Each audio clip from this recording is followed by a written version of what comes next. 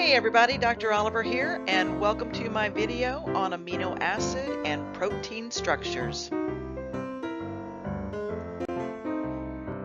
So you might be hanging out and wondering to yourself, how is an amino acid formed? Well, to begin, you start with a carbon.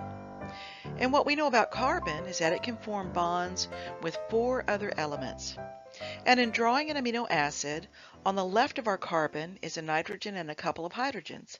This forms a functional group called an amine. To the right of our carbon is a carbon with a couple of oxygens and a hydrogen. And this forms a functional group called carboxylic acid. And off one of the middle attachments to our central carbon is a group that we call a side chain. This is an encompassing label that refers to the functional groups that give an amino acid its identity. All amino acids will have an amine, a carboxylic acid, but the side chain will be the varying factor among the various amino acids. And we're going to talk about that a little bit later. And on our 4th spot on our central carbon is going to be a hydrogen. Now this is the basic format of an amino acid.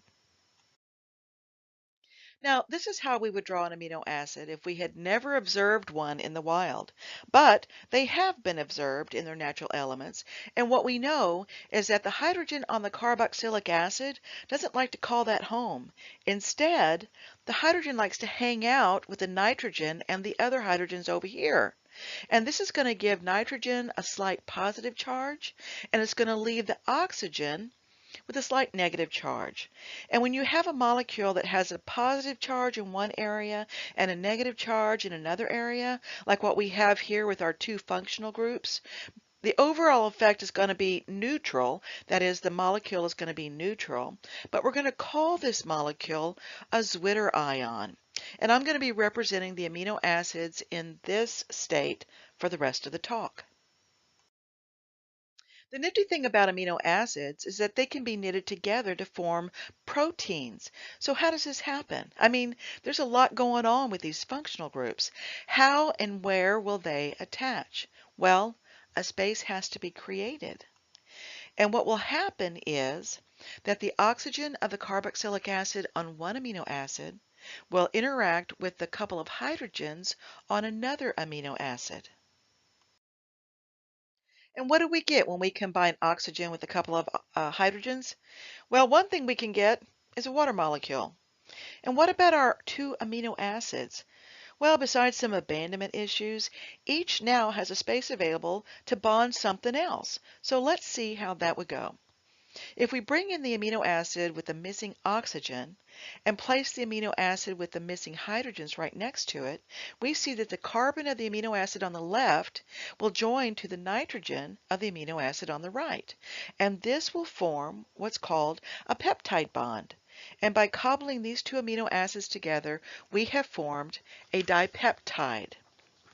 Now we can see that one of the duties of the amine and the carboxylic acid functional groups is to join these amino acids together in a rather organized fashion. In fact, the joining of these molecules in this head-to-tail fashion will allow the creation of long chains of amino acids, which is the first step in creating a protein.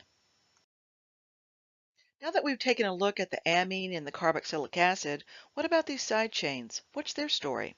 Well, like I stated earlier, these side chains are what give amino acids their identity. And because there are 20 different amino acids, there must be 20 different side chains, right? Yeah, something like that. So let's take a look at some of these. The simplest side chain is a hydrogen. And when hydrogen is the side chain, the amino acid is called glycine. What if we were in the market for a slightly more complex side chain, something that has a carbon and a hydrogen? Well, this configuration is available, and this would be the amino acid alanine. In fact, we could get a bit more crazy with our carbons and hydrogens and even incorporate some branching, and this would give us the amino acid valine. And there are even more possibilities for side chains than the configurations just involving carbons and hydrogens. Yeah, we can get all crazy up in here and even add a carboxylic acid as a side chain. And we could even sneak in an amine if we wanted to. And what will we notice about these 2 side chains? Yep, they got charge. You think those are going to drive some reactions? Oh yeah. So now that we've shed some light on how an amino acid is formed, you might be asking yourself, how is a protein formed? Well, creating a protein is going to start with an amino acid. And if we introduce our amino acid friend methionine to, let's say, glycine, we learn that they join together in a peptide bond, and that this union of two amino acids is called a dipeptide. Well, what if we add another amino acid? Well, I suppose you would have a tripeptide. And what if we added, let's say, another three? Will we have a protein yet? No. Those few amino acids would be called a polypeptide or possibly an oligopeptide. It would actually take a chain of about 30 amino acids before this molecule was considered a protein. And the number of amino acids and the sequence of amino acids are just some of the features in the formation of a protein. So let's have a look at what else is involved. From our introductory slide on proteins, we saw that it takes a lot of amino acids joining together to create a protein. And as stated previously, these amino acids are going to be joined together in this head-to-tail fashion to form those peptide bonds. Now I know I've left the side chains as a generic R, but if I were to designate these amino acids as glycine, alanine, lysine, and serine, now I'm putting into place the foundation of my primary structure, that is, the sequence of amino acids. So my primary structure not only gives us the recipe for our protein, it's telling us the order of these amino acids.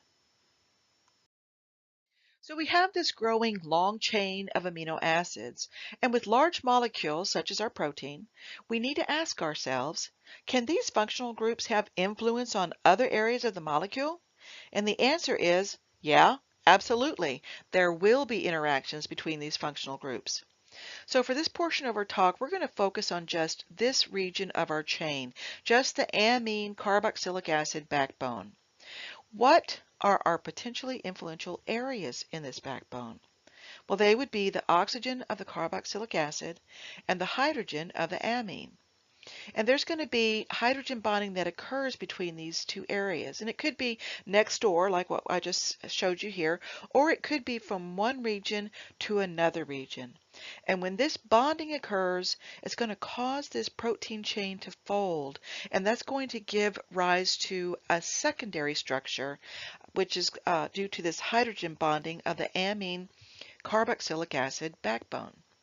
Now, depending upon how all this gets sorted out, we're going to end up with one of two possible shapes due to this type of folding. One is going to be this spiral shape that we call the alpha helix. And if we look here and here, we can see the hydrogen bonding that's occurring. It's this hydrogen bonding occurring over the course of the chain that is keeping this portion of the amino acid in this spiral shape. The other possibility is this side-by-side strand with this undulation. It kind of reminds me of corrugated tin. And this is what we call the beta sheet. And if we look down here, we can see how the hydrogen bonding has occurred to create this arrangement of the amino acid chain folding. So it's the intermolecular forces of hydrogen bonding from our amine carboxylic acid backbone that gives rise to the secondary structure of our protein. So we just looked at two of the three functional groups of our amino acid. What about this third set up here, these side chains? What's going on here? Well, it might actually help us to understand our situation if we knew what these chains are. So let's take a look. Here we have the nonpolar amino acids, and we can see that the side chains are, for the most part, made up of carbon and hydrogen. There are a couple that also have sulfur and nitrogen, but overall, with these carbons and hydrogens, we can see that this group of side chains are nonpolar. Here we have side chains that can be classified either as acidic or as basic. And having a charge means that these are polar, which means that basically they're going to get along well in a water environment, such as our bodies. Here we have more polar side chains, but these are neutral. That is, they're not either acidic or basic. But if you notice, most of them contain oxygen. And that oxygen, it's an electron hog. It has a large electronegativity, which means that this portion of the amino acid will be slightly negative, which will make it polar.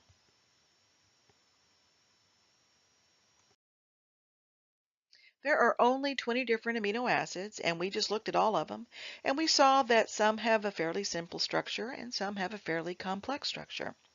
And just like we had interplay between the amine and carboxylic acid functional groups, these 20 different side chains are also going to have interplay between them. And that's going to lead to another layer of folding called the tertiary structure of our protein. And what we're seeing here are some of the forces that cause this second folding to occur. So the salt bridges form as a result of the interaction between the acidic portion of our amino acids. Disulfide bridges form as a result of interaction between the sulfurs of our amino acids. And of course, hydrogen bonding is going to occur because of the presence of hydrogen and oxygen and nitrogen. So our tertiary structure is due to the intermolecular forces between the side chains. Now at this point, our protein has folded into alpha helices and beta sheets, and has done another round of folding due to the side chains, and it might look something like this. And it's entirely possible that the story of our protein stops right here, that with this double folding, as well as the amino acid sequence, this protein has outlined for it its function, its purpose, and this is what's going to drive its action. But for some proteins, this is not the case. There's one more thing that happens. So we did complete the transition of our amino acid chain into a protein, but there's a strong possibility that this folded up protein is only a subunit of a much larger complex of proteins. And when that occurs, now we're talking about the quaternary structure of protein. And now the story of our protein is complete. Just to recap, to make a protein, we're going to start with our amino acid chain, and that's going to give rise to our primary structure. And next we consider the folding patterns due to that amine carboxylic acid functional group interplay, and that's going to give rise to those alpha helices and beta sheets, and this is our secondary structure. Next, we consider the folding patterns due to the side chains, which gives rise to the tertiary structure. And it's possible that the story of our protein could stop right here, that in fact it may not be part of a larger structure, but I'm including that possibility here, which is going to lead us to the quaternary structure of protein. And in this scenario, our little protein has grown up to become a monomer. And with that, we are done. Thanks for watching.